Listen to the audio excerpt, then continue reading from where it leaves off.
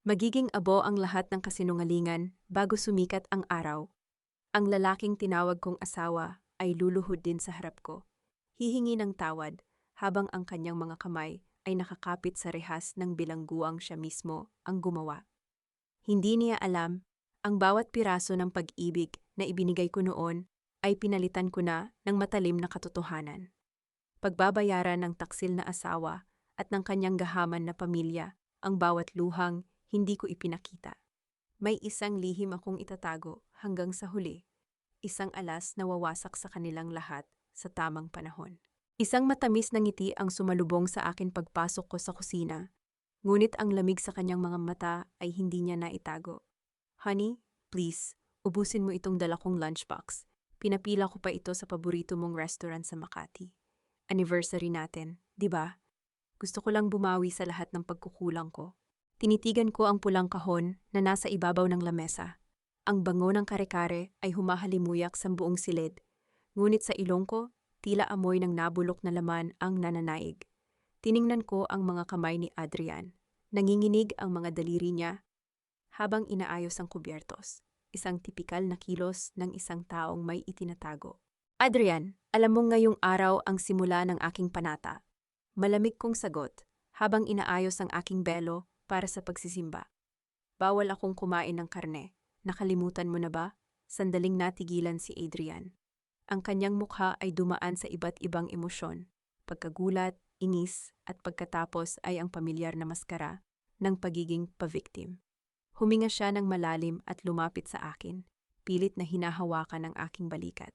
I'm sorry, Maria. Masyado lang kasi akong stressed sa work lately. And honesty, feeling ko kasi mas priority mo pa yung mga lupain mo sa Batangas at yung mga church activities mo kaysa sa akin.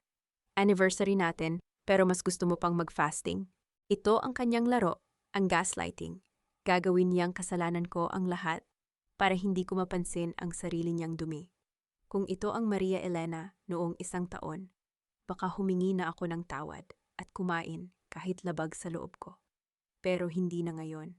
Ngayong alam ko na ang bawat transaction sa bank account niya na napupunta sa isang jewelry shop at ang bawat gabing sinasabi niyang may overtime siya habang nasa isang kondo sa Quezon City. Priority ko ang aking tungkulin, Adrian. Gaya ng pagiging priority mo sa mga errands mo sa gabi, tinitigan ko siya ng diretso sa mata. Nanlaki ang kanyang mga mata, ngunit bago pa siya makasagot ay tumunog ang aking cellphone. Isang mensahe mula sa aking driver. Ma'am, nandito na po ako sa labas. Handa na po ang sasakyan. Kailangan ko nang umalis. Magsisimula na ang misa sa loob ng 30 minuto, sabi ko, habang kinukuha ang aking bag. Wait, paano itong pagkain? Habol ni Adrian. Mukhang desperado siyang makita akong isubo ang kahit isang piraso ng karne sa loob ng kahon na yon. Sayang naman ito, Maria. Mahal ang pagkaka-order ko rito. Kung hindi mo kakainin ngayon, baunin mo na lang. Ibigay mo sa kung sino o kainin mo mamayang gabi pagkatapos ng misa. Isang kislap ng ideya ang dumaan sa aking isipan. Isang ideyang kasing talim ng labaha. Ngumiti ako ng bahagya. Isang ngiting hindi umabot sa aking mga mata. You're right, sayang naman. Kinuha ko ang lunchbox. Ramdam ko ang bigat nito, tila bigat ng isang hatol na bitay. Ibibigay ko na lang ito sa taong mas nangangailangan. Actually, may madadaan ang puting bahay ang driver ko sa dulo ng kalsada, di ba? Ang sabi mo, doon nakatira ang bago mong business partner. I'll have my driver drop this off there as a peace offering from us. Biglang namutla si Adrian. Ang kulay sa kanyang mukha ay tila hinigop ng isang malakas na baha. Ang puting bahay na tinutukoy ko ay ang bahay na kamakailan lang ay nalaman kong tinitirhan ng kanyang kabit na si Bianca. No, wag, sigaw niya, medyo malakas kaysa sa inaasahan ko. Agad niyang binaba ang boses nang makitang nakataas ang kilay ko. Nakakahiya naman. Baka isipin nila tira-tira lang yan. Akin na lang, ako na lang ang kakain. Masyado ka namang mapilit, Adrian, sabi ko habang binubuksan ang pinto. Don't worry, sasabihin ko sa driver na ibigay iyon ng maayos. Happy anniversary, mahal.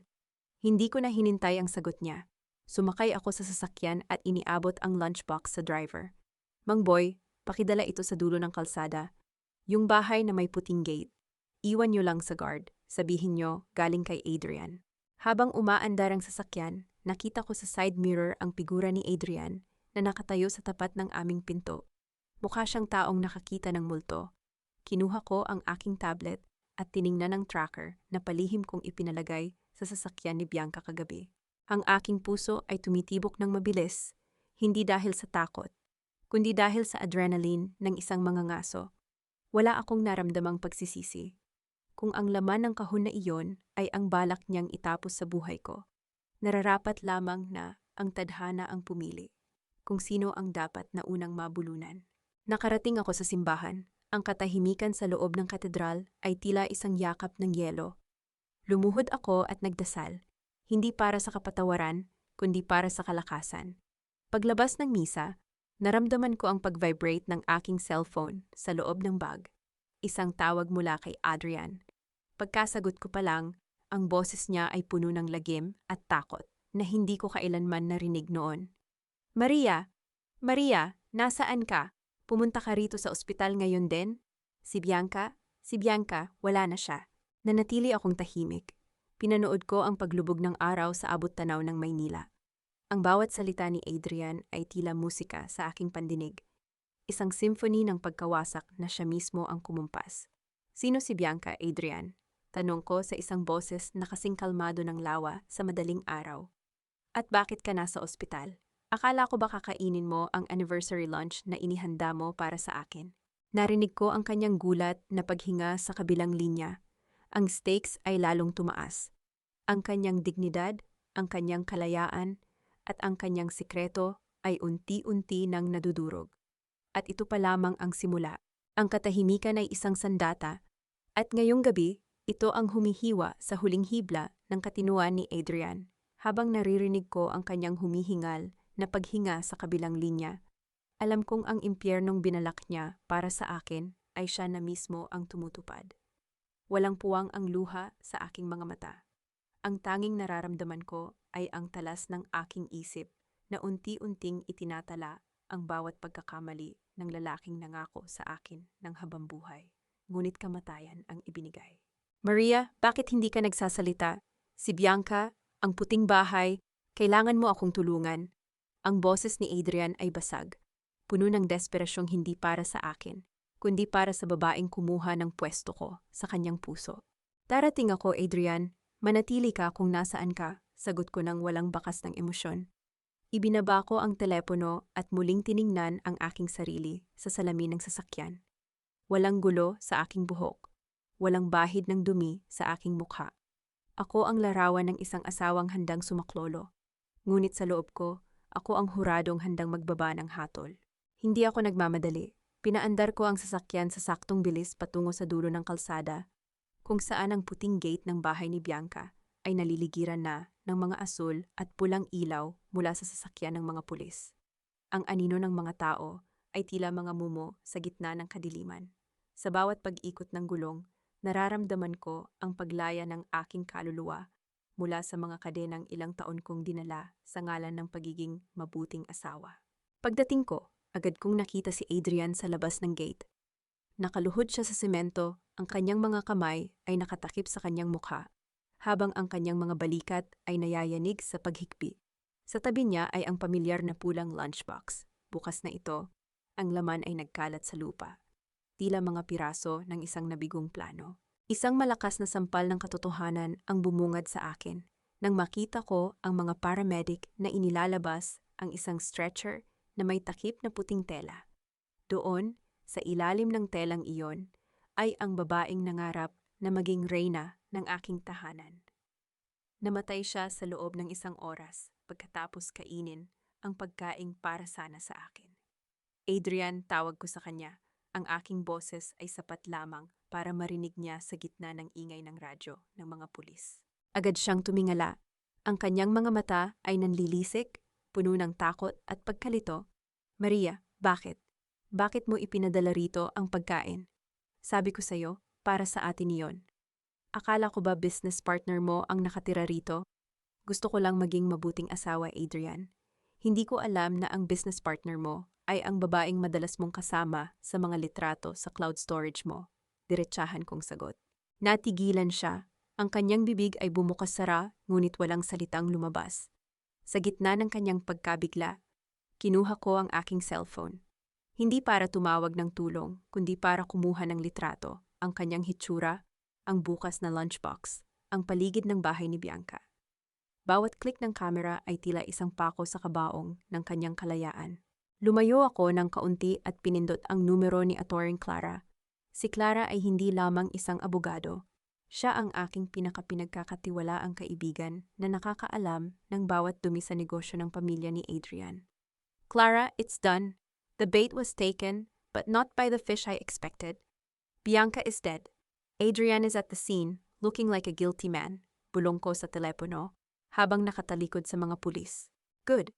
Don't say anything to the police that will incriminate you, Maria. Let him drown in his own mess. Susunduin kita riyan in 10 minutes, sagot ni Clara. Ang kanyang boses ay kasing lamig din ang sa akin. Bago ako bumalik kay Adrian, napansin ko ang isang bagay sa basurahan malapit sa gate. Isang piraso ng papel na tila nilukot ng mabilis. Gamit ang aking panyo, kinuha ko ito at binuklat. Ang aking puso ay tila tumigil sa pagtibok ng mabasa ang sulat kamay ni Adrian na kilala ko kahit sa dilim. Galing ito sa restaurant na gusto mo, Bianca. Pagkatapos mong kainin ito, wala na tayong magiging hadlang. Magiging atin na ang lahat ng pag-aari ni Maria. I love you, honey. Be ready for our new life. Isang mapait na ngiti ang kumawala sa aking mga labi. Ang ebidensyang ito ang magpapatunay na ang pagkamatay ni Bianca ay hindi lamang isang aksidente, kundi isang planadong pagpatay na ang target ay ako. At ang asawa ko ang utak sa likod nito. Nabalik lamang ang aking diwa nang marinig ko ang sigaw ng isang pulis. Sino ang nagpadala ng pagkaing ito sa biktima? Tumingin sa akin si Adrian. Ang kanyang mga mata ay nagmamakaawa. Humihingi ng tulong, humihingi ng isang kasinungalingan na magliligtas sa kanya. Ngunit sa pagkakataong ito, hindi na ako ang Maria Elena na handang magsakripisyo. Officer, tawag ko sa pulis habang itinuturo si Adrian. Ang asawa ko po ang nag-order ng pagkaing iyan. Ipinadala niya sa akin bilang anniversary gift. Pero dahil may panata ako, ipinadala ko na lang sa partner niya rito dahil ang sabi niya ay mahalaga ang taong nakatira sa bahay na ito. Ang bawat salita ko ay tila mga bala na tumatama sa dibdib ni Adrian. Ang kanyang mukha ay tuluyan ng nawala ng kulay. Ngunit ang mas ikinagulat ko ay ang biglang pagdating ng isang itim na sasakyan. Lumabas mula rito ang kanyang ina, si Doña Remedios, na agad tumakbo patungo sa amin at isinigaw ang mga salitang hindi ko inaasahan. Sinungaling ka, Maria. Ikaw ang pumatay sa kanya. Alam ko ang lahat. Alam ko ang plano nyo. Nanigas ang buong paligid. Ang mga mata ng mga pulis ay nalipat sa akin. At ang kamay ng isang opisyal ay unti-unting humawak sa kanyang posas. Ang dangling mystery sa gabing ito ay hindi na kung sino ang pumatay, kundi kung ano pa ang kayang gawin ng pamilyang ito para ako ang madiin sa kasalanang sila ang gumawa. Ang ingay ng mundo ay tila isang sirang plaka sa aking pandinig, ngunit ang katahimikan sa aking loob ay nananatiling buo. Sa harap ng mga pulis at ng nagkakagulong mga tao, ang boses ni Doña Remedios ay pumailan lang na tila isang trumpeta ng huwad na katarungan. Ang kanyang mga mata na madalas ay puno ng pagmamataas, ngayon ay basang-basa ng mga luhang alam kong galing sa isang mahusay na pag-arte. Ito ang pamilyang pinaglingkuran ko ng 10 taon, isang pangkat ng mga buwayang marunong umiyak para sa biktima habang hawak ang patalim sa likuran. Officer, arestuhin niyo ang babaeng yan. Matagal na niyang pinaplano ang lahat. Sigaw ni Remedios habang itinuturo ako ng kanyang daliring nanginginig. Alam niyang may babae si Adrian, kaya ginawa niya ito para makaganti. Siya ang nagpadala ng lason. Lumingon ang mga pulis sa akin, ang kanilang mga mukha ay puno ng pagdududa. Sa gitna ng kaguluhan, nakita ko ang bahagyang pag-angat ng labi ni Adrian. Sa kabila ng kanyang takot, nakahanap siya ng pag-asa sa pagmamanipula ng kanyang ina.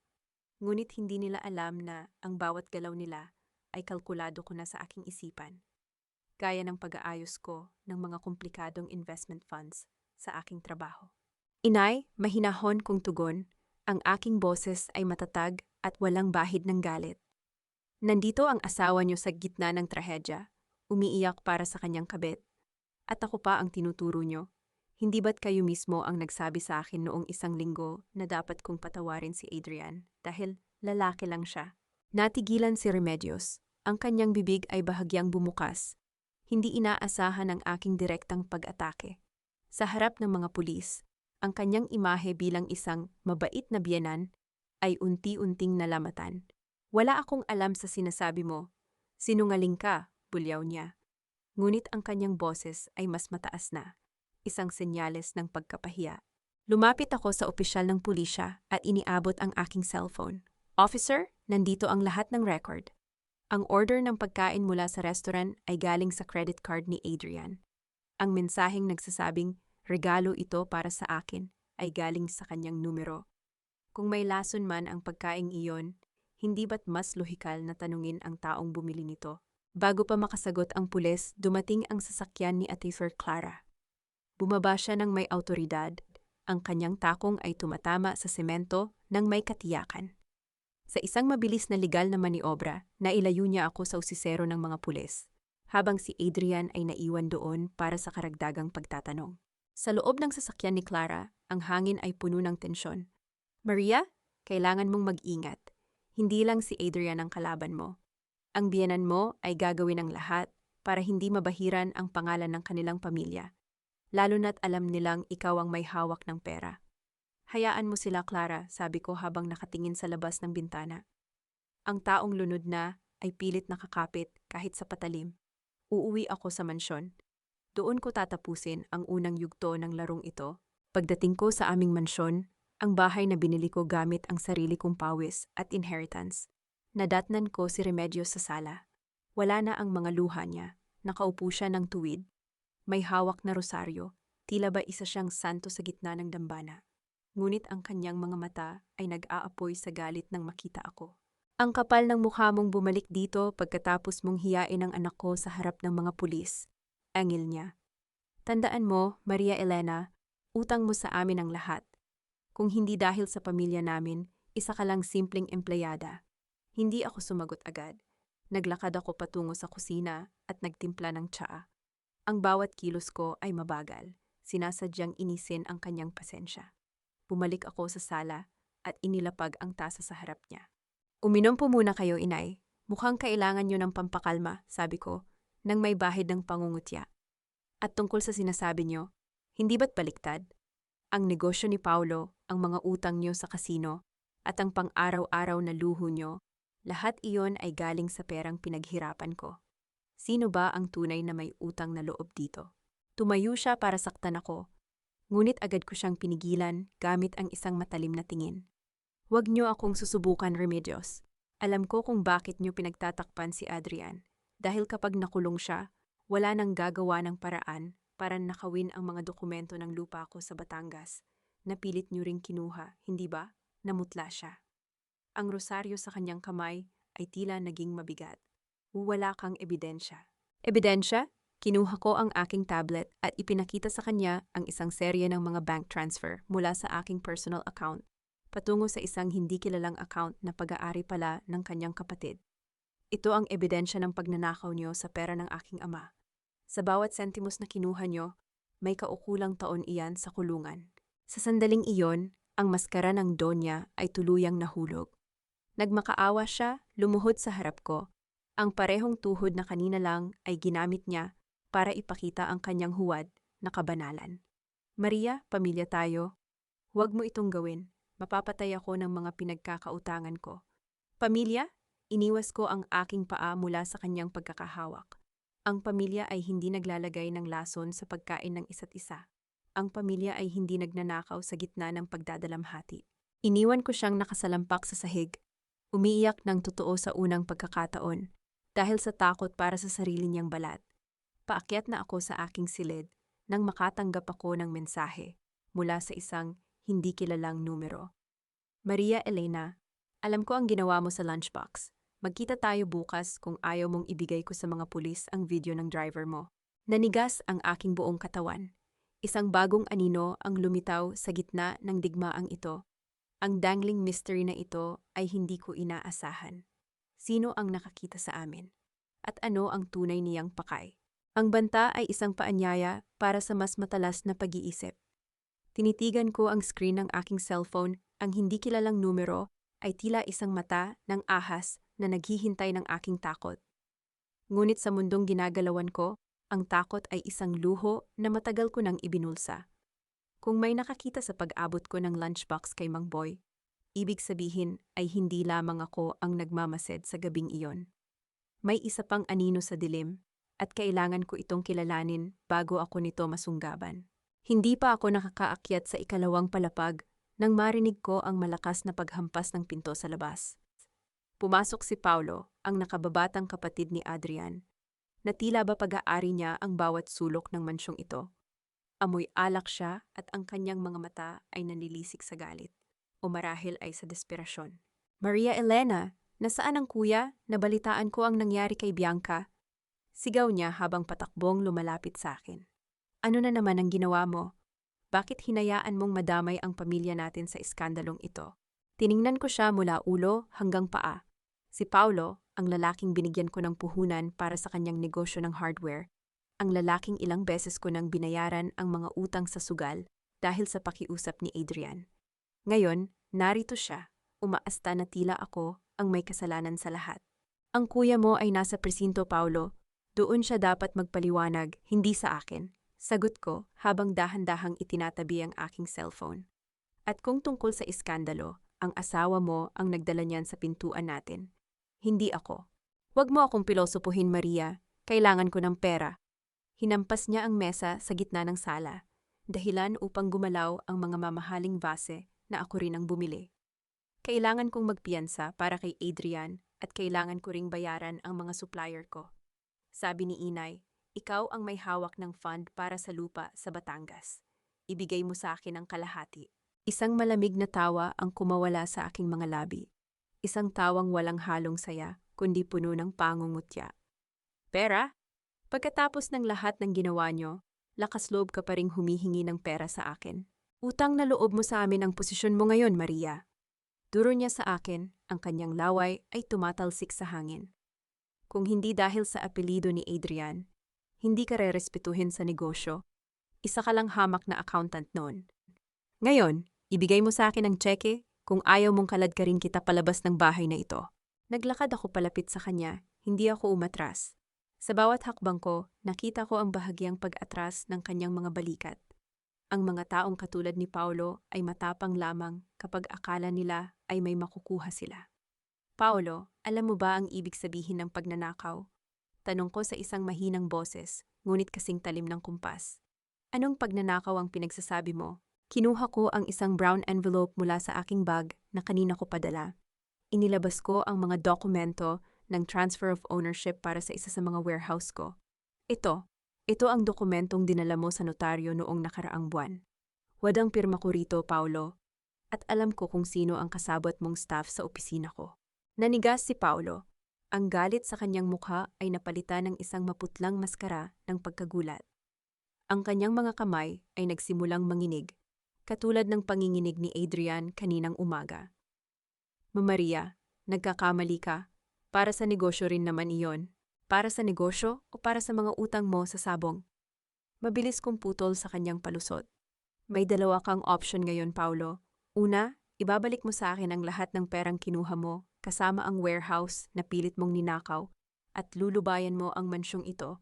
O ikalawa, tatawagan ko ang mga pulis na kasalukuyang nag-iimbestiga kay Adrian para isama ka sa kasong estafa at falsification of public documents.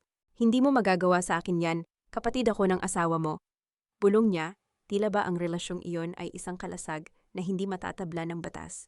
Wala na akong asawa, Paulo. Ang mayroon na lang ako ay mga kaaway na nagkataong nakatira sa ilalim ng bubong ko. Itinuro ko ang pinto. Pumili ka, ngayon din. Durog ang pagkatao ni Paulo nang dahan-dahan siyang tumalikod at lumabas ng bahay. Ngunit bago pa siya tuluyang makalayo, lumingon siya at may sinabing nagpabalik sa kaba sa aking dibdib. Akala mo ba panalo ka na, Maria? Hindi lang kami ang may gusto sa lupain mo. May mas malaking tao na naghihintay sa pagbagsak mo. At kapag nalaman nila ang totoo tungkol sa lunchbox, kahit ang pera mo ay hindi ka maililigtas. Naiwan akong nakatayo sa gitna ng sala, Ang katahimikan ay tila isang mabigat na kumot. Sino ang malaking tao na tinutukoy ni Paulo? At muli, ang cellphone ko ay tumunog. Isang bagong mensahe mula sa parehong numero. Huwag kang tumingin sa malayo, Maria Elena. Ang kaaway ay nasa loob na ng bakod mo. Silipin mo ang CCTV sa silid ni Adrian. 2:00 ng madaling araw. 3 araw ang nakalilipas. Doon mo makikita ang kamatayan mo. Agad akong tumakbo patungo sa office room at binuksan ang computer.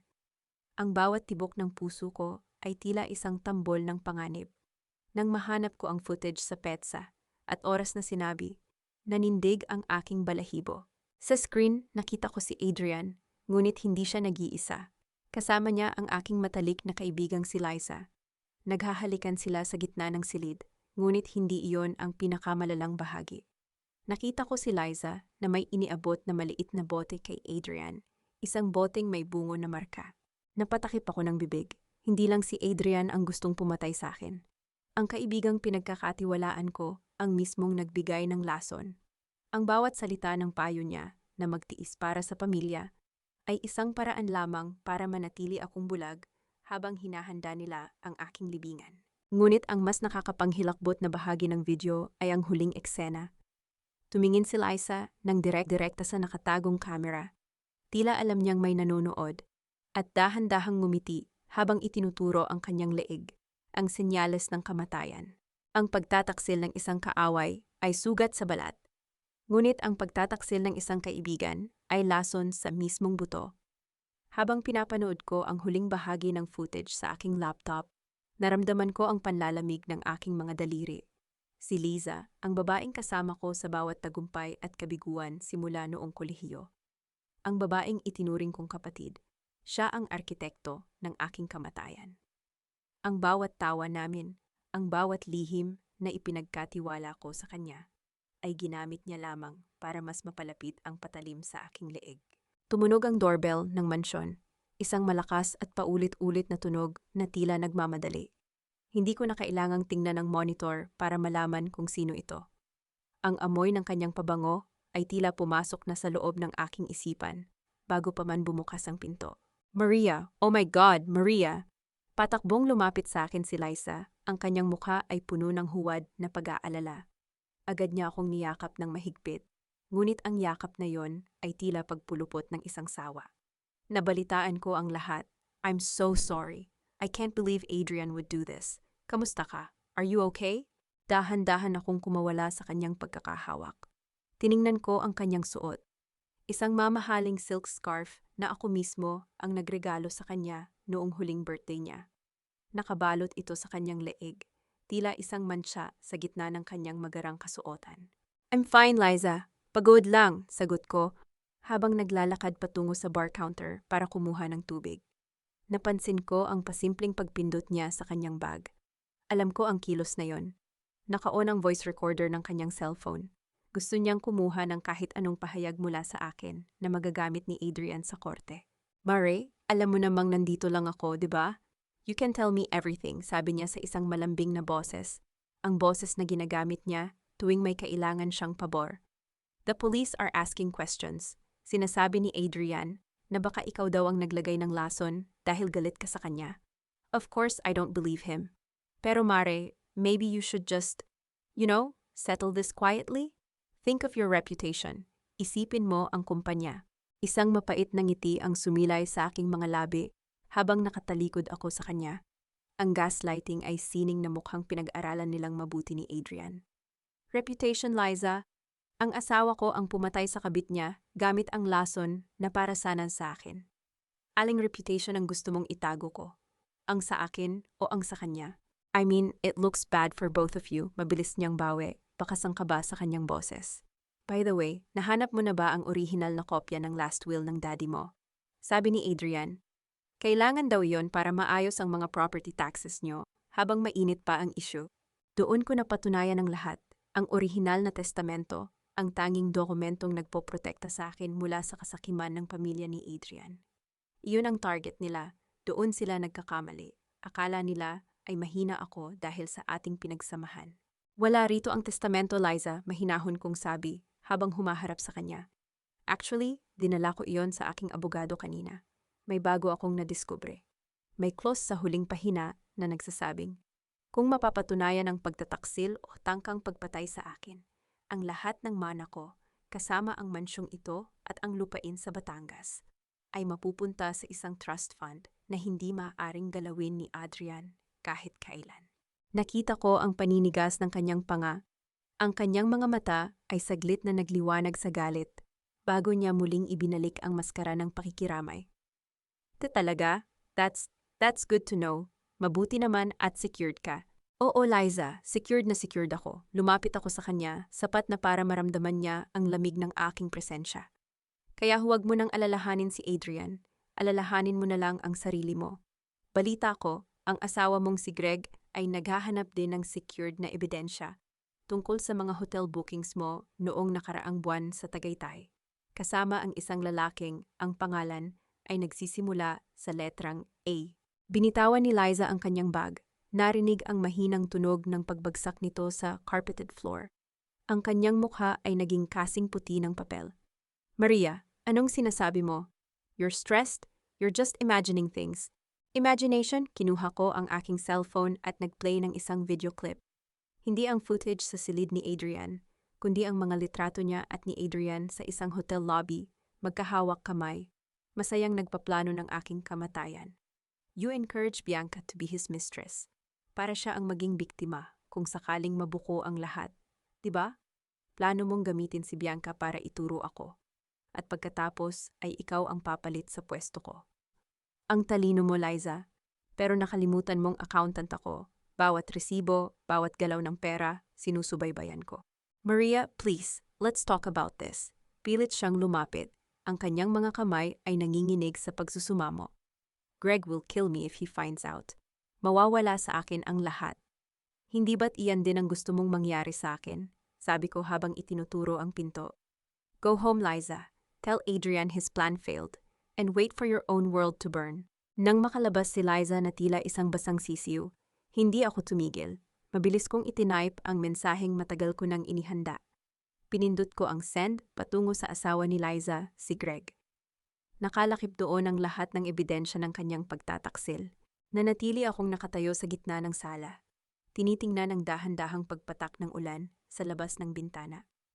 Ang bawat patak ay tila naghuhugas sa dumi ng aking nakaraan. Ngunit bago pa man ako makahinga ng maluwag, narinig ko ang isang malakas na busina sa labas. Isang itim na SUV ang huminto sa tapat ng gate. Bumaba ang isang lalaking nakasuit. May dalang isang malaking buke ng bulaklak at isang envelope. Isang pamilyar na mukha na hindi ko inaasahan sa gabing ito. Si Gabriel, ang lalaking 10 taon ko nang hindi nakikita, ang tanging taong nakakaalam kung sino talaga si Maria Elena bago ko ibinenta ang kaluluwa ko kay Adrian. Ang dangling mystery, bakit siya narito? At ano ang kinalaman niya sa malaking tao na binanggit ni Paulo kanina? Sa bawat pag-ikot ng tadhana, laging may isang taong hindi mo inaasahang lilitaw upang baguhin ang daloy ng kwento. Habang nakatayo si Gabriel sa harap ng aking pintuan, ang liwanag ng buwan ay tumatama sa kanyang matikas na balikat. Tila ba isa siyang aninong bumangon mula sa aking nakaraan upang maghatid ng babala. O marahil ay kaligtasan. 10 taon. 10 taon na ang nakalilipas mula nang huli kaming magkita sa Batangas bago ko piniling iwan ang lahat para sa isang huwad na pangarap kasama si Adrian. Maria Elena, ang kanyang boses ay malalim, tila isang haplos ng hangin na nagdadala ng amoy ng dagat at lupang kinalakihan ko. Alam kong hindi ito ang tamang oras, pero kailangan nating mag-usap. Hindi ako kumibo. Pinagmasdan ko ang envelope na hawak niya. Sa kabila ng pagod at galit na nararamdaman ko sa pamilya ni Adrian, naramdaman ko ang isang pamilyar na kaba. Ngunit hindi ito kaba ng takot, kundi ang kaba ng isang taong nakatagpo ng isang huling alas. Anong ginagawa mo rito, Gabriel? At paano mo nalaman ang nangyayari? Tanong ko habang pinapapasok siya. Hindi ko tinanggap ang mga bulaklak. Inilapag niya ang mga ito sa gilid ng lamesa ng may paggalang. Ang balita tungkol sa nangyari kay Bianca ay mabilis na kumalat sa mga bilog ng negosyo sa Batangas, Maria. Ngunit hindi lang iyon ang dahilan kung bakit ako narito. iniabot niya sa akin ang envelope. Ang malaking tao na binanggit ni Paulo sa iyo, siya ay si Don Fernando, ang pinakamalakas na karibal ng tatay mo noon. Siya ang kasabwat ni Adrian sa pagtatangkang nakawin ang lupain niyo. Binuksan ko ang envelope at binasa ang mga dokumento sa loob. Ang aking panga ay nagtagpo sa galit. Isang kasunduan, isang lihim na kasunduan sa pagitan ni Adrian at Don Fernando na nagsasabing kapag nakuha na ni Adrian ang pirma ko sa transfer documents, ibebenta niya ang lupain sa halagang barya lamang kapalit ng posisyon sa kumpanya ng Don. Ginamit ako ni Adrian hindi lang para sa pera, kundi para maging tulay sa kanyang ambisyon. Salamat, Gabriel, sabi ko habang tinititigan ang mga dokumento. Bakit mo ito ginagawa para sa akin? Tumingin siya sa akin ng diretsyo, ang kanyang mga mata ay puno ng katapatang. Matagal ko nang hindi nakikita sa kahit kanino. Dahil ang tatay mo ang nagligtas sa pamilya ko noon, Maria. At dahil hinding-hindi ko mapapatawad ang sarili ko kung hahayaan kitang mabulok sa piling ng mga taong gustong pumatay sa iyo. Isang saglit na katahimikan ang namagitan sa amin. Ang kilig na nararamdaman ko ay agad kong isinantabi. May laban pa akong dapat tapusin. Kailangan ko nang umalis. May appointment ako kay Attorney Clara. Gabriel, manatili ka rito kung gusto mo, pero ang digmaang ito ay ako ang tatapos. Mabilis akong nagmaneho patungo sa opisina ni Attorney Clara. Ang gabi ay malalim na, ngunit ang ilaw sa kanyang opisina ay nananatiling bukas. Isang hudyat na ang aming plano ay handa na para sa pinal na pagpapatupad. Maria, nandito na ang lahat, sabi ni Clara pagpasok ko. Ipinakita niya sa akin ang mga legal na utos para sa freeze order ng aming mga joint bank accounts. Sa oras na mapirmahan mo ito, wala nang magagamit na kahit isang sentimo si Adrian para sa kanyang piyansa o para sa mga abogado niya. At ang mansyong ito, bukas na bukas din, ihahain natin ang eviction notice para sa kanyang ina at kapatid. Gawin mo na, Clara, walang pag-aalinlangan kong sagot. Gusto ko silang makitang nagmamakaawa sa lansangan gaya ng ginawa nilang pag-ubos sa dignidad ko. Habang pinapanood ko ang paglabas ng mga dokumento mula sa printer, naramdaman ko ang isang kakaibang ginhawa. Ang bawat pahina ay tila isang piraso ng aking kalayaan na unti-unti kong nababawi. Ngunit sa gitna ng aming pag-uusap, tumunog ang aking cellphone. Isang alerto mula sa bangko. May nagtatangkang mag-withdraw ng malaking halaga mula sa aming corporate account. Isang account na akala ko ay ako lang ang may access. Si Paulo. Sinusubukan niyang itakas ang huling natitirang pondo bago pa man mahuli ang lahat. Clara, i-block mo ang transaction na yan ngayon din. Sigaw ko habang mabilis na tinatype ang aking authorization code.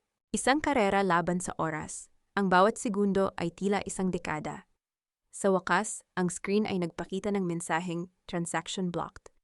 Napasandal ako sa upuan, humihingal. Ngunit hindi doon nagtatapos ang gabi. Isang tawag ang pumasok sa aking phone mula kay Adrian, mula sa loob ng presinto. Maria, hayop ka! Sigaw niya, ang kanyang boses ay puno ng galit at takot. Bakit hindi ko magamit ang mga card ko? Bakit sinabi ng bangko na wala na akong pera? Anong ginawa mo? Ginawa ko ang dapat na ginawa ko noon pa, Adrian, sabi ko sa isang boses na kasing lamig ng kamatayan. Simula ngayong gabi, wala ka ng asawa, wala ka ng pera, at wala ka ng tahanan. Ang tanging mayroon ka na lang ay ang 4 na sulok ng selda mo. Hindi mo ito magagawa sa akin. Papatayin kita, Maria. Papatayin kita. Hiyaw niya hanggang sa maputol ang linya. Naiwan ang katahimikan sa opisina ni Clara. Alam naming pareho na ang huling hininga ni Adrian ay hindi susuko ng ganun na lamang. Ang dangling mystery, paano nalaman ni Paulo ang password ng corporate account? At sino ang kasabwat niya sa loob ng aking opisina? Ngunit ang mas malaking panganib ay ang cliffhanger ng gabing ito. Sa aking pag-uwi, natagpuan ko ang pinto ng aking mansyon na nakabukas. Ang mga bulaklak na dala ni Gabriel ay nagkalat sa sahig, putol-putol at durog. At sa gitna ng sala, nakatayo si Doña Remedios. May hawak na isang lighter at isang bote ng gasolina, habang nakatitig sa akin nang may nanlilisik na mga mata. Kung hindi mapupunta sa amin ang bahay na ito, Maria Elena, walang makikinabang dito. Susunugin ko ang lahat. Ang alingasaw ng gasolina ay humahalo sa amoy ng mga durog na bulaklak sa sahig. isang nakakasulasok na timpla ng kamatayan at nabigong pag-asa. Tinitigan ko si Doña Remedios. Ang kanyang buhok na madalas ay maayos na nakahermosa ay nakakalaylay na ngayon. At ang kanyang mga mata ay nanlilisik sa dilim habang hawak ang naglalagablab na lighter. Sa bawat pitik ng apoy, tila nakikita ko ang pagguho ng huling kuta ng kanyang katinuan. Ngunit sa halip na tumakbo o sumigaw, nanatili akong nakatayo sa tapat ng pinto. Ang aking mga kamay ay nasa loob ng bulsa ng aking coat. Mahigpit na nakahawak sa aking cellphone. Sige, inay. Itapon niyo ang lighter na iyan, sabi ko sa isang boses na kasing lamig ng hanging pumapasok sa nakabukas na bintana. Sunugin niyo ang bahay na ito. Tutal, naka-insured ang bawat sulok nito sa ilalim ng pangalan ko. Mawawala man ang mansyon, babayaran ako ng insurance company ng doble sa halaga nito. Pero kayo, sa oras na bumagsak ang apoy na iyan, hindi lang arson ang idadagdag ko sa mga kaso niyo. Sisiguraduhin kong sa kulungan kayo magdiriwang ng susunod niyong kaarawan. Natigilan si Remedios. Ang kanyang kamay na nanginginig ay bahagyang bumaba. Wala akong pakialam sa kulungan. Wala na kaming pera. Wala na kaming dangal dahil sa iyo. Inahas mo ang anak ko, kinuha mo ang lahat sa amin. Inahas. Humakbang ako ng isa patungo sa kanya. Walang takot sa gasolina sa aking paanan. Ang anak niyo ang naglagay ng lason sa pagkain ko. Ang pamilya niyo ang nagnakaw sa pera ng tatay ko habang nagluluksa ako. Kung may ahas man dito, Remedios, kayo iyon. At ngayong gabi, tinatapos ko na ang pagpapakain sa inyo. Huwag kang lalapit, sigaw niya. Pilit na itinataas muli ang lighter.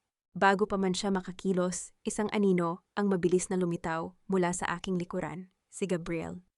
Sa isang mabilis at kalkuladong galaw, hinawakan niya ang braso ni Remedios at pilit na inagaw ang lighter. Walang ingay ng labanan, kundi ang mabigat na paghinga lamang ni Remedios habang dahan-dahang siyang idinidiin ni Gabriel palayo sa baha ng gasolina. Tama na, Doña Remedios, ang boses ni Gabriel ay puno ng autoridad. Huwag niyo nang dagdagan ang kahihiyan ng pamilya niyo.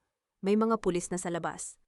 Kasabay ng kanyang salita, ang asul at pulang ilaw ng patrol car ay tumama sa aming mga bintana. Hindi ako tumawag ng pulis dahil sa gasolina. Tumawag ako kanina pa para sa formal na paghahain ng eviction notice. Ang tagpong ito ay isa lamang bonus sa aking plano. Pumasok ang mga opisyal at agad na inilayo si Remedios. Habang kinakaladkad siya palabas, lumingon siya sa akin. Ang kanyang mukha ay puno ng matinding puot. Hindi pa tapos ito, Maria Elena. May alas pa si Adrian. Hindi mo alam ang lahat tungkol sa tatay mo. Hindi ko pinansin ang kanyang mga huling salita. Tumingin ako kay Gabriel na ngayon ay tinutulungan ang mga guard na linisin ang paligid. Salamat, Gabriel, pero gaya ng sabi ko, kaya ko ito. Alam kong kaya mo, Maria, pero hindi ibig sabihin noon na kailangan mong gawin itong mag-isa, sagot niya habang pinupulot ang isang putol na rosas sa sahig. May nahanap ang mga tauhan ko sa labas. Si Paulo, sinubukan niyang tumakas gamit ang isa sa mga sasakyan mo, pero naharang namin siya. Lumabas ako ng mansyon at nakita si Paulo na nakaposa sa gilid ng sasakyan ng pulis. Sa tabi niya ay isang lalaking hindi ko inaasahan, ang aking head of accounting, si Mr. Santos. Siya ang mole, siya ang nagbigay ng password kay Paulo. Bakit, Mr. Santos? Tanong ko habang nakatayo sa harap niya. Pinagkatiwalaan kita ng higit 10 taon. Yumuko siya. Hindi makatingin sa aking mga mata. Kailangan ko ng pera para sa operasyon ng anak ko, ma'am. Si Paulo, pinangakuan niya ako. Ang katapatan ay hindi nabibili ng pangako ng isang magnanakaw, sabi ko bago lumingon sa pulis. Isama niyo na rin siya. I'll file the charges first thing tomorrow. Bumalik ang katahimikan sa paligid ng mansyon, ngunit ang loob ko ay tila isang bagyong hindi pa humuhupa. Pumasok muli ako sa loob at tinungo ang library. Doon, sa ilalim ng isang nakatagong vault, na si Adrian lamang ang nakakaalam, ay may nakita akong isang lumang recorder. Pinindot ko ang play. Ang boses ni Adrian ang lumabas, ngunit hindi siya nakikipag-usap sa akin. Isang lalaking may malalim at nakakatakot na boses ang kanyang kausap, si Don Fernando. Siguraduhin mo lang na mamatay si Maria Elena. Pagkatapos niyang mapirmahan ang waiver, sabi ni Don Fernando. Ayokong may maghabol sa lupain sa Batangas. At tungkol sa sikreto ng tatay niya, itago mo iyon hanggang sa makuha natin ang titulo. Don't worry, Don Fernando, sagot ni Adrian sa recording. Ang kanyang boses ay puno ng katusuhan. Ang lason ay handa na. At kapag wala na si Maria, lahat tayo ay magiging malaya. Nanigas ang aking buong katawan. Hindi lang pala lupa ang usapan. May malalim na lihim ang aking ama na ginagamit nilang pananakot kay Adrian. Ano ang sikretong iyon? At bakit tila mas takot sila sa katotohanan kaysa sa batas? Tumunog muli ang aking cellphone. Isang tawag mula sa abogado ni Adrian. Mrs. Maria Elena, kailangan nating mag-usap. Ang boses ni Attorney Villafuerte ay seryoso. May iniwan na dokumento si Adrian bago siya maaresto. Kung itutuloy mo ang kaso laban sa kanya, ilalabas namin ang katotohanan tungkol sa pagkamatay ng tatay mo. Ang akala mo bang heart attack ay may mas madilim na kwento? Ang aking hininga ay tila tumigil. Ang bawat piraso ng aking mundo ay muling nayanig. Ang cliffhanger ng gabing ito ay hindi lamang ang aking kaligtasan, kundi ang dangal ng huling taong minahal ko. Sino ang pumatay sa tatay ko? At handa ko bang itaya ang lahat, kahit ang sarili kong katarungan, para protektahan ang kanyang alaala? Ang katotohanan ay tila isang ligaw na bala, hindi mo inaasahan kung kailan tatama. Ngunit siguradong wawasak sa katahimikang pilit mong binuo. Habang hawak ko ang cellphone, ang boses ni Attorney Villafuerte ay tila isang lason na dahan-dahang gumagapang sa aking pandinig. Ang dangal ng aking ama, ang huling alaala ng taong nagturo sa akin kung paano tumayo ng matuwid, ay balak nilang gamiting panakot. Ngunit hindi nila alam na ang apoy na itinatali nila sa aking leeg ay ang siya ring magsisilbing sulo upang sunugin ang kanilang mga kasinungalingan. Maria Elena, are you still there? One word from Adrian and the world will know how your father really died. Pananakot ng abogado sa kabilang linya. Attorney, sabihin niyo kay Adrian, ang mga patay ay hindi na nasasaktan ng katotohanan, pero ang mga buhay na katulad niya, sila ang dapat matakot sa bawat salitang bibitawan nila. Malamig kong sagot bago pinutol ang tawag. Naramdaman ko ang bahagyang panginginig ng aking mga kamay. Hindi dahil sa takot, kundi dahil sa nag-aalab na puot. Sa gitna ng aking pananahimik, naramdaman ko ang isang mainit na palad na pumatong sa aking balikat. Isang haplos na matagal nang nawala sa aking buhay. Isang haplos na hindi humihingi ng kapalit, kundi nagbibigay ng lakas. Huwag mong hayaang kontrolin nila ang emosyon mo, Maria. Iyan ang tanging baraha na natitira sa kanila, bulong ni Gabriel. Ang kanyang boses ay tila isang kalmadong dagat sa gitna ng aking bagyo. Humarap ako sa kanya, pilit na ibinabalik ang aking maskara ng pagiging matatag. Bakit ka pa rin narito, Gabriel? Tapos na ang gulo sa labas. Nakuha na ng mga pulis si Remedios at Paulo. You've done enough. Ngumiti siya ng bahagya, isang ngiting may halong pait at pag-unawa. Hindi ako narito para maging bayani mo, Maria. Alam kong hindi mo kailangan ng tagapagligtas.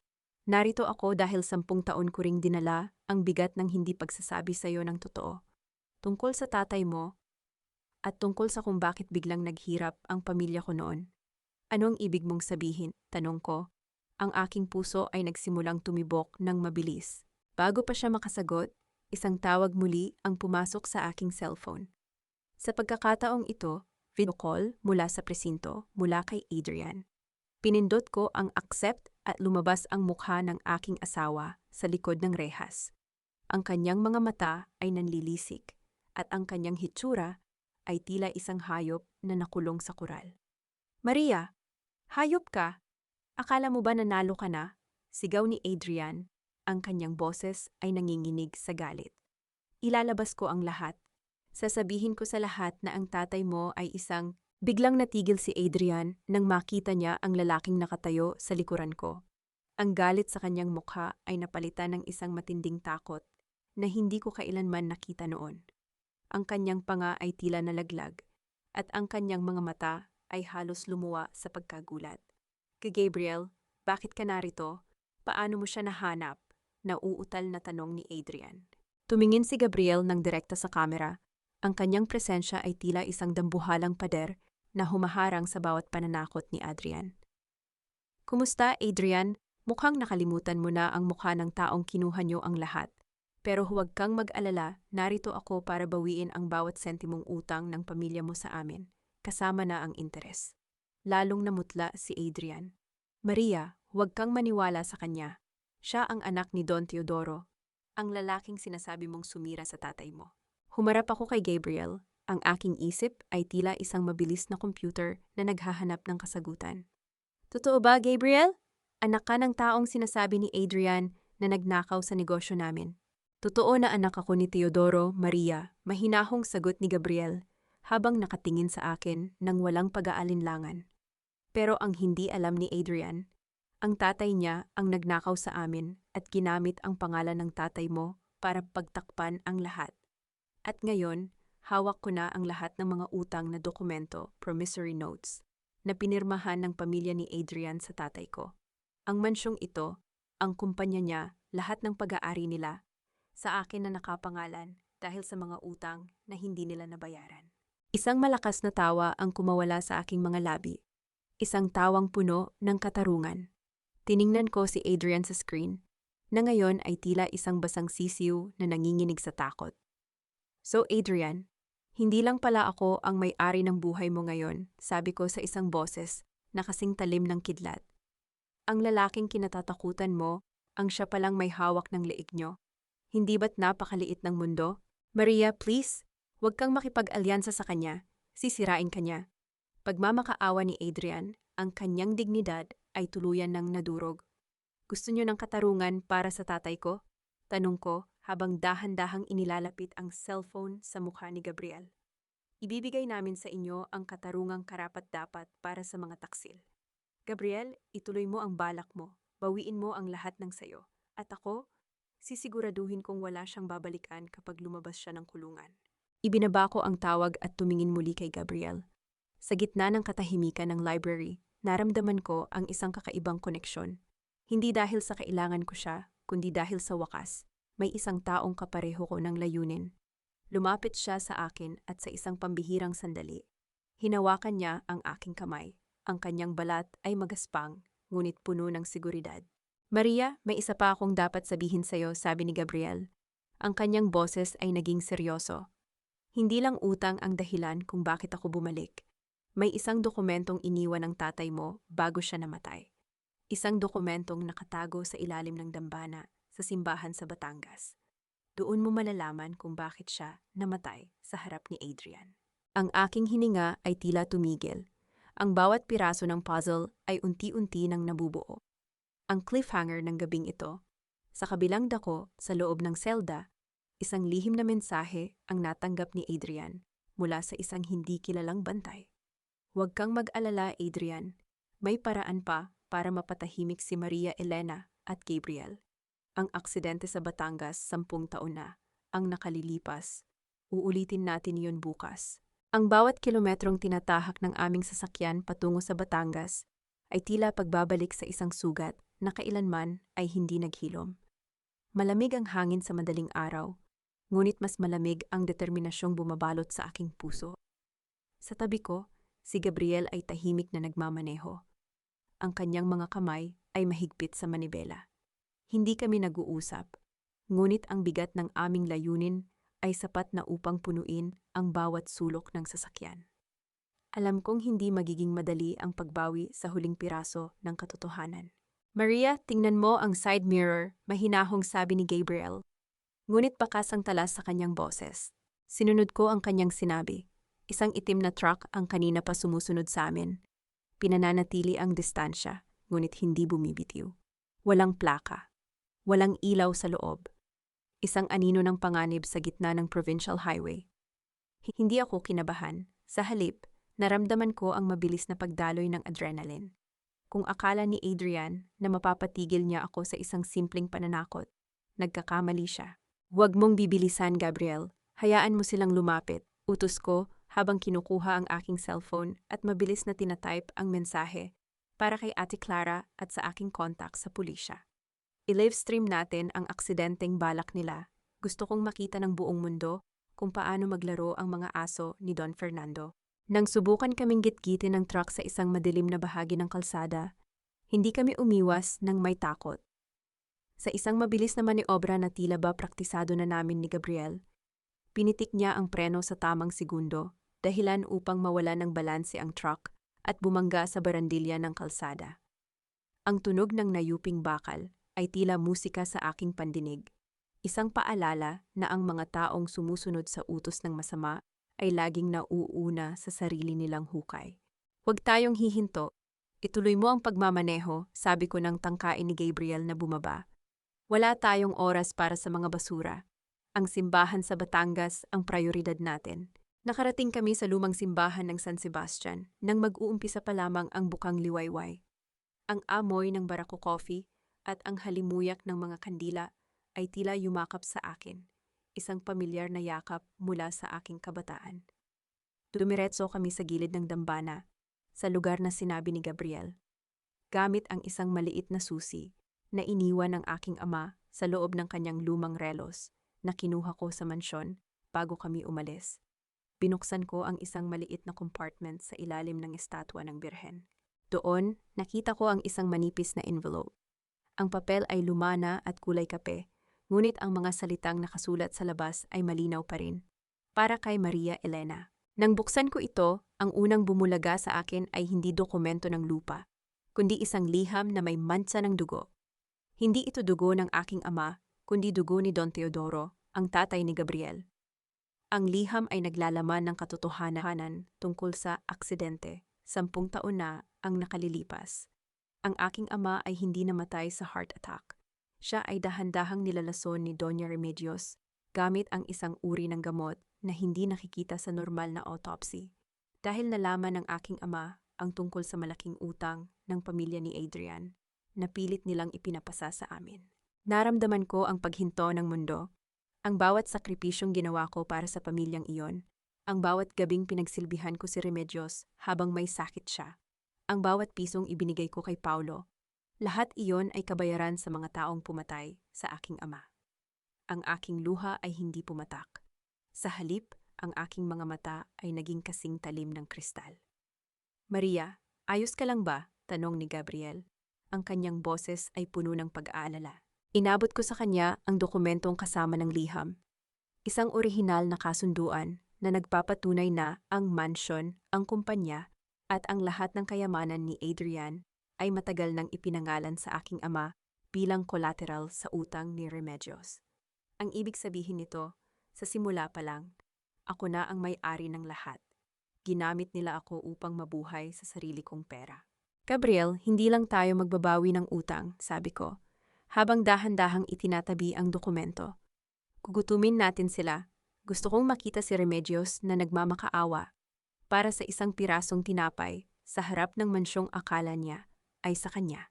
Bumalik kami sa Maynila nang may dalang hatol, ngunit pagdating namin sa tapat ng mansyon, nadatnan namin ang isang eksenang hindi ko inaasahan.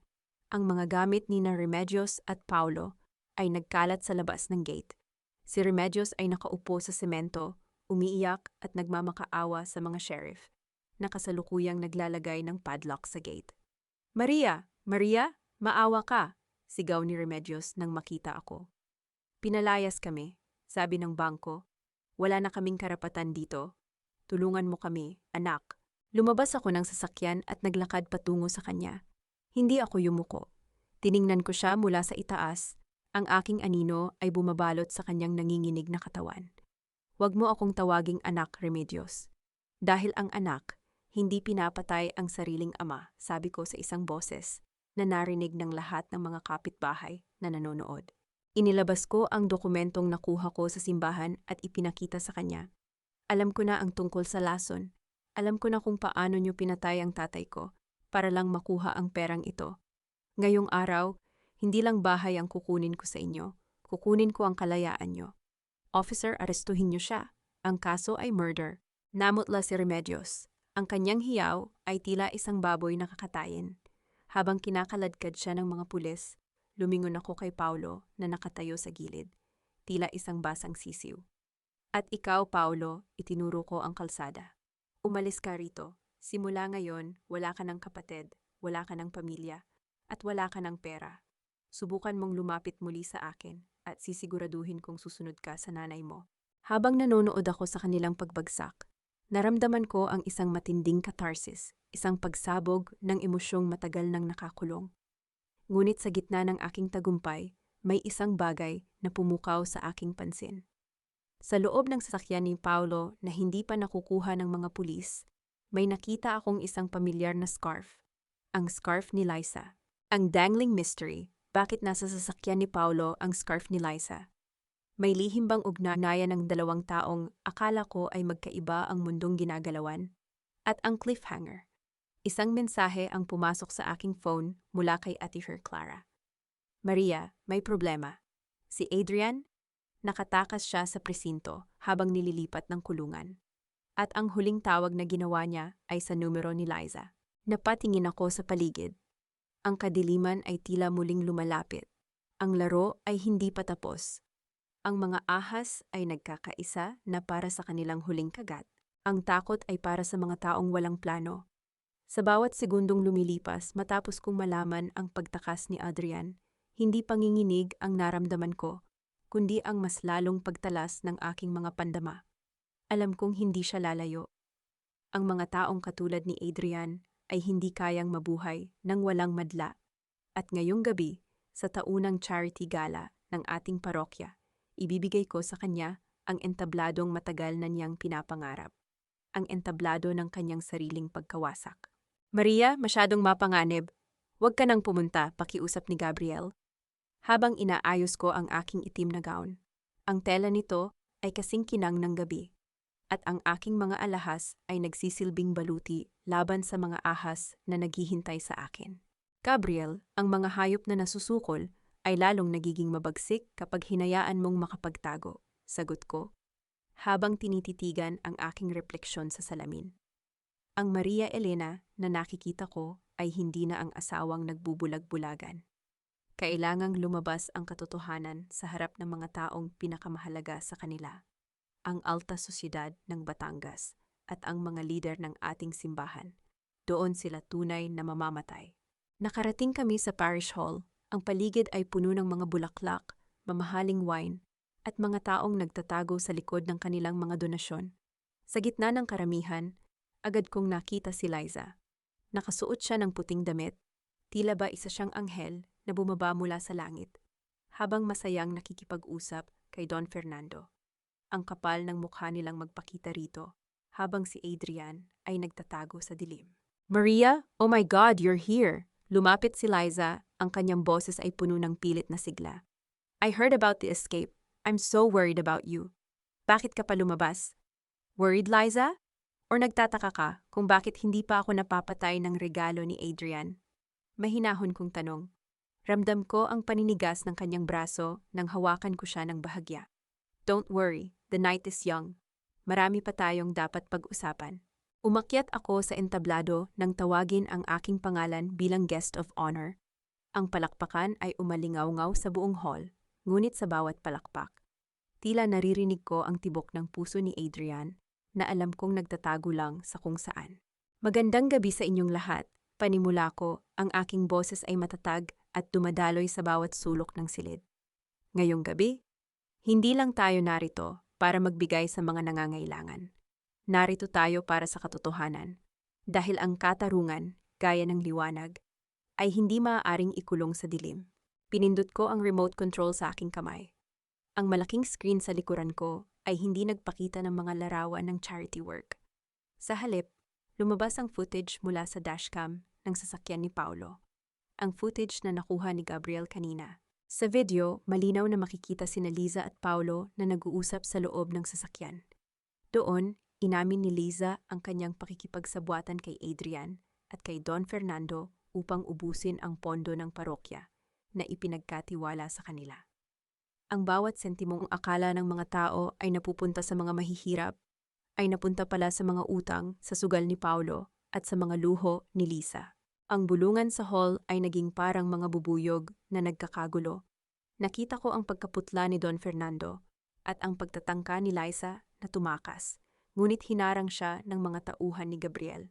At hindi lang iyan, patuloy ko, ang aking boses ay lalong lumalim. Ang asawa ko, si Adrian, ay hindi lang isang magnanakaw. Siya ay isang mamamatay tao. Bago ko pa maipalabas ang recording ng usapan nila ni Don Fernando tungkol sa aking ama, isang malakas na tunog ng pagbukas ng pinto ang gumulantang sa lahat. Pumasok si Adrian, gusot ang barong, nanlilisik ang mga mata, at may hawak na baril. Tama na, Maria, sigaw niya, ang kanyang boses ay basag at puno ng pagkabaliw. Sira ka na, papatayin kita. Ang mga tao ay nagsimulang magsigawan at magtakbuhan, ngunit nanatili akong nakatayo sa entablado. Tumingin ako sa kanya nang may matinding pangungutya. Sige, Adrian, ipakita mo sa kanila kung sino ka talaga. Ipakita mo sa harap ng Diyos at ng mga taong nirespeto ka kung gaano ka kaduwag. Itinutok niya ang baril sa akin. Nakita ko ang panginginig ng kanyang mga kamay. Ngunit sa isang iglap, bago pa siya makakalabit ng baril, isang malakas na pagbagsak ng katawan ang narinig. Si Gabriel ay mabilis na nakalapit at dinaluhong si Adrian. Ang tunog ng pagbagsak ng baril sa semento ay tila hudyat ng pagtatapos ng laban. Dumating ang mga pulis at agad na pinalibutan si Adrian. Habang pinuposasan siya, lumingon ako kay Don Fernando na kasalukuyan ding inaaresto dahil sa ebidensyang inilabas ko. Ang akala nyo ay mahina ako dahil tahimik ako, sabi ko habang dahan-dahang bumababa ng entablado. Ang bawat hakbang ko ay puno ng dignidad. Pero nakalimutan nyo, sa mundo ng accounting, ang bawat utang ay may katumbas na bayad. At ngayong gabi, lahat kayo ay fully paid na sa impyerno. Lumapit ako kay Adrian na ngayon ay nakaluhod na sa sahig. Tumingin siya sa akin. Ang kanyang mga mata ay puno ng pagsisisi. Ngunit alam kong huli na ang lahat. Maria, patawarin mo ako? Mahal kita? Bulong niya. Ang pag-ibig ay hindi nakakalason, Adrian, sagot ko bago ako tumalikod at naglakad palayo kasama si Gabriel. Ngunit ang gabi ay may isa pang huling pasabog. Habang inilalabas si Liza, lumingon siya sa akin at sumigaw. Akala mo ba tapos na, Maria? Hindi mo pa nababasa ang huling pahina ng diary ng tatay mo. May isa pa siyang anak. At ang kapatid mo, siya ang huling kukuha ng lahat sa'yo. Nanigas ang aking buong katawan. Isang kapatid. Hindi kailanman nabanggit ni Papa na may iba pa siyang pamilya. Ang bawat piraso ng aking tagumpay ay tila biglang nayanig ng isang bagong pagdududa. Ang dangling mystery, sino ang kapatid na tinutukoy ni Liza? At nasaan siya sa lahat ng panahong ito? Ang cliffhanger, isang lalaking nakasuot ng uniforme ng pulis ang lumapit sa akin habang papaalis kami. Inabutan niya ako ng isang maliit na papel. Nang buksan ko ito, nakita ko ang isang pamilyar na pangalan at isang address sa Mindanao. Ate Maria, kailangan nating mag-usap. Hawak ko ang huling piraso ng katotohanan tungkol sa pagkamatay ni Papa. Ang dugo ay hindi nagsisinungaling, ngunit madalas itong ginagamit upang manlinlang. Sa gitna ng dilim ng sasakyan, habang hawak ko ang maliit na papel na ibinigay ng estrangherong pulis, naramdaman ko ang mabilis na pagtibok ng aking puso. Julian, isang pangalang kailanman ay hindi binanggit sa aming tahanan. Isang aninong pilit itinago ng aking ama hanggang sa kanyang huling hininga. Kung totoo ang sinasabi ni Liza, ang aking buong pagkatao ay nakatayo sa ibabaw ng isang malaking lihim. Ngunit hindi ako papayag na ang huling hirit ng isang talunang kaaway ay muling magdala sa akin sa kawalan. Maria, pupunta tayo sa address na ito. Ngayon din, sabi ni Gabriel, ang kanyang boses ay puno ng proteksyon. Hindi tayo titigil hanggat hindi natin nalalaman ang buong katotohanan. Nakarating kami sa isang maliit at lumang townhouse sa labas ng lungsod. Payapa ang paligid, malayo sa ingay at dumi ng mundong kinalakihan ko kasama si Adrian. Bumukas ang pinto at lumabas ang isang lalaking nasa mga 20 anyos ang edad. Ang kanyang mga mata, ang hugis, ang lamlam at ang talas ay tila isang salamin ng aking sariling mga mata. Si Julian. Ate Maria, bulong niya, ang boses ay nanginginig sa emosyon. Matagal ko nang hinintay ang pagkakataong ito. Pinigilan ako ni Papa na lumapit sa iyo dahil ayaw niyang maging target ako ni na Don Fernando. Pero ngayong wala na siya, kailangan mo itong malaman. Pumasok kami sa loob at inilabas ni Julian ang huling pahina ng tala-arawan ng aking ama. Sa bawat salitang nakasulat doon, tila naririnig ko ang pagpihit ng huling susi ng aking kalayaan. Si Julian ay hindi bunga ng isang panloloko. Siya ay anak ni Papa sa kanyang unang asawa, na akala ng lahat ay pumanaw na sa isang trahedya sa Mindanao. Itinago siya ni Papa upang iligtas sa pamilya ni Don Fernando, na noon pa man ay ginagamit na ang blackmail upang makuha ang aming mga lupain. Hindi ko gustong makuha ang mana mo, ate, sabi ni Julian habang iniabot sa akin ang isang memory card. Gusto ko lang ng katarungan. Nakita ko ang lahat noong gabing namatay si Papa. Hindi si Doña Remedios ang huling pumasok sa silid niya, si Adrian. Nakita ko si Adrian na kinuha ang huling gamot ni Papa at pinalitan ito ng lason na ibinigay ni Liza. Ang katahimikan sa silid ay tila naging isang dambuhalang bigat sa aking dibdib. Ang asawa ko, ang lalaking katabi ko sa pagtulog sa loob ng maraming taon, ang siya palang huling kamay na tumapos sa buhay ng aking ama. Ang bawat halik niya, ang bawat yakap ay amoy ng kamatayan na hindi ko napansin dahil sa aking pagiging mabuting asawa. Ito na ang huling ebidensya, Maria, sabi ni Gabriel habang hinahawakan ang aking balikat. Tapos na ang laro. Kinabukasan, tumungo ako sa presinto. Hindi para magmakaawa, kundi para ibigay ang huling hatol. Sa likod ng rehas, nakita ko si Adrian. Wala na ang kanyang kaguwapuhan, wala na ang kanyang yabang. Nakasalampak siya sa semento, tila isang basang sisiw na inabandona ng mundo. Maria! Maria, ilabas mo ako rito! Sigaw niya nang makita ako. Si Liza, siya ang may kasalanan ng lahat. Pinilit niya ako. Mahal kita, Maria. Alam mo yan. Tumayo ako sa harap ng rehas. Ang aking mukha ay walang bakas ng kahit anong emosyon. Ang bawat salita niya ay tila hangin na dumadaan lamang sa aking pandinig. Mahal? Adrian, ang pag-ibig ay hindi pumapatay ng ama ng taong mahal mo. Ang pag-ibig ay hindi nagnanakaw ng kinabukasan ng sarili mong asawa. Inilabas ko ang tablet at ipinalabas ang video ni Julian, ang saksi sa kanyang krimen. Nakita ko ang unti-unting pagkawasak ng mukha ni Adrian. Ang kanyang mga mata ay nanlaki sa takot, at ang kanyang buong katawan ay nagsimulang manginig ng malakas. Sino ang lalaking iyan? Paano? Siya ang kapatid ko, Adrian. Ang lalaking akala nyo ay magiging alas nyo laban sa akin. Siya palang magiging pako sa kabaong mo, sabi ko sa isang boses na kasing lamig ng semento sa ilalim ng kanyang mga paa. Simula ngayong araw, ang kaso mo ay hindi na lang attempted murder sa akin. Ito ay murder. Wala nang piyansa, wala nang Don Fernando na magliligtas sa'yo. Mabubulok ka rito at bawat gabi maririnig mo ang boses ng tatay ko na naniningil sa bawat segundo ng buhay mo. Maria, wag! Maawa ka! Hiyaw niya habang sinusubukan niyang abutin ang aking gown, ngunit umatras ako nang may pandidiri. Lumingon ako sa gilid at nakita si Liza. Sa kabilang selda, nakaposas din at kasalukuyang kinukunan ng statement ng mga pulis. Ang kanyang magarang damit ay punit-punit na at ang kanyang scarf na paborito niya ay wala na. Tiningnan niya ako ng may puot, ngunit tiningnan ko lamang siya ng may matinding awa. Liza, ang pagkakaibigan natin ay namatay kasabay ng tatay ko. Sabi ko ng sapat lamang para marinig niya. Sana ay maging masaya ka sa bawat gabing kasama mo ang mga anino ng iyong pagtataksil. Lumabas ako ng presinto nang may malalim na buntong hininga. Ang langit ay asul na asul at ang sikat ng araw ay tila isang mainit na pagtanggap sa aking bagong simula. Si Julian ay naghihintay sa labas kasama si Gabriel. Sa unang pagkakataon, naramdaman ko ang tunay na kahulugan ng pamilya. Hindi ang pamilyang pinipilit dahil sa tungkulin, kundi ang pamilyang pinili dahil sa katotohanan at pagmamahal. Ate, anong gagawin natin ngayon? Tanong ni Julian. Tumingin ako kay Gabriel at pagkatapos ay sa abot tanaw. Ngayon, Julian, babalik tayo sa Batangas. Itatayo natin muli ang lahat ng sinira nila.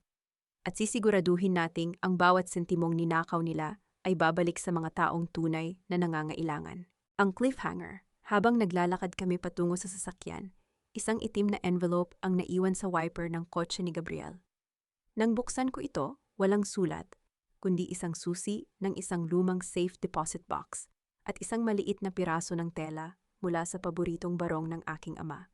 Sa likod ng tela, may nakasulat na isang numero, isang account sa ibang bansa na naglalaman ng bilyon-bilyong piso na hindi kailanman nalaman ni na Adrian at Don Fernando. Ang huling laban ay hindi pala para sa katarungan, kundi para sa isang legacy na mas malaki pa sa aming lahat.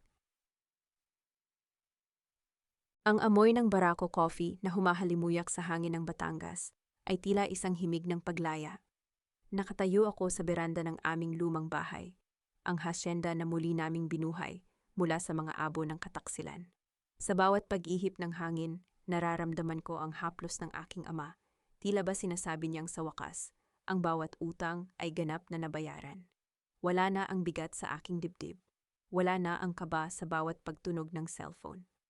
Ang katahimikang bumabalot sa akin ngayon ay hindi katahimikan ng takot, kundi ang katahimikan ng isang reynang nahanap ang kanyang tunay na kaharian.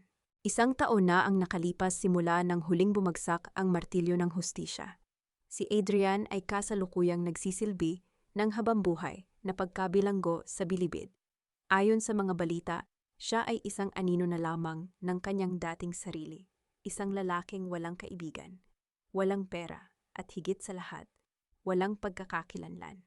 Si Doña Remedios naman ay nananatili sa isang pasilidad ng gobyerno. Naghihintay ng kanyang sariling hatol habang inaatake ng sakit na dulot ng sarili niyang kapabayaan. Si Paulo, ang huling balita ko, ay namamalimos na lamang siya ng pansin sa mga maliliit na sugalan, pilit na kumakapit sa isang buhay na matagal nang pinitas mula sa kanya. Ate, handa na ang lahat para sa opening ng foundation bukas. Ang boses ni Julian ay pumukaw sa aking gunita. Lumapit siya sa akin, ang kanyang mukha ay puno ng sigla at determinasyon. Ang bilyon-bilyong pisong iniwan ni Papa, sisiguraduhin nating makakarating ito sa bawat babaeng naging biktima ng pang-aabuso sa lalawigang ito. Ngumiti ako at hinawakan ang kanyang kamay. Ang pagkakaroon ng kapatid ay isang regalong hindi ko inaasahan. Ngunit ito ang naging pinakamahalagang piraso ng aking paghilom. Salamat, Julian. Salamat dahil hindi mo ako hinayaang mag-isa sa laban na ito. Hinarap ko ang abot tanaw. Ang Maria's Bakery and Legacy Foundation ay hindi lamang isang negosyo. Ito ay isang simbolo na ang isang babaeng pinagtaksilan at sinubukang paslangin ay maaaring bumangon ng mas matatag, mas matalino, at mas maningning. Ang perang matagal na itinago ni Papa ay ginagamit ko na ngayon upang magtayo ng mga paaralan at health centers. Isang legacy na kailanman ay hindi mauubos ng kasakiman ni na Adrian at Don Fernando. Malalim na naman ang iniisip mo.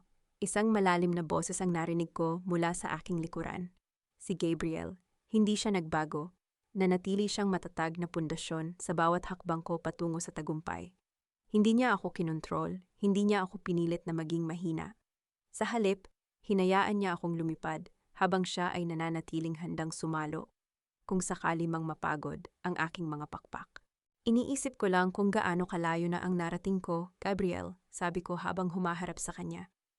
Dati, akala ko ang pagtitiis ang tanging paraan para maging mabuting asawa. Akala ko ang pagpapakumbaba ay kabanalan. At ngayon, tanong niya, ang kanyang mga mata ay nagniningning sa paghanga. Ngayon, alam ko na ang kabutihan na walang talim ay kahinaan lamang. Pinatawad ko na ang sarili ko sa pagiging bulag noon. Ngunit ang pagpapatawad sa mga taong sumira sa buhay ko, hindi iyon obligasyon. Ang katarungan ang ibinigay ko sa kanila at ang kapayapaan ang ibinigay ko sa aking sarili. Dahan-dahang hinawakan ni Gabriel ang aking kamay, isang banayad na haplos na puno ng respeto at pag-asa. Walang pangako ng mabilisang kasal, walang pressure ng mga tradisyong pilit. Ang mayroon lamang kami ay ang kasalukuyan, isang pag-ibig na binuo mula sa pagkakaibigan, katotohanan at paggalang sa isa't isa. Handa ka na bang pumasok? Lumalamig na ang hangin, paaya niya. Sandali na lang, sabi ko, habang nakatingin sa huling sikat ng araw na kulay ginto at rosas. Sa mga tagapakinig ng aking kwento, tandaan niyo ito. Ang bawat sugat ay may katapat na lunas, at ang bawat kataksilan ay may katapat na bayad. Huwag kayong matakot na tumayo. Huwag kayong matakot na bawiin ang inyong sariling buhay. Dahil sa dulo ng bawat madilim na gabi, laging may naghihintay na bukang liwayway. Para sa mga babaeng marunong lumaban gamit ang kanilang isip at puso. Pumasok ako sa loob ng aming mansyon, kasama ang aking kapatid at ang lalaking nagturo sa akin na muling magtiwala. Ang mga ilaw ng tahanan ay maliwanag, tila mga bituing nagsasabing, sa wakas, si Maria Elena ay hindi na biktima. Ako ay malaya, Ako ay matagumpay. At higit sa lahat, ako ay buo. Ang bawat pahina ng aking nakaraan ay isinara ko na ng may dangal. Ang aking bukas ay malawak, maliwanag, at puno ng pag-asa.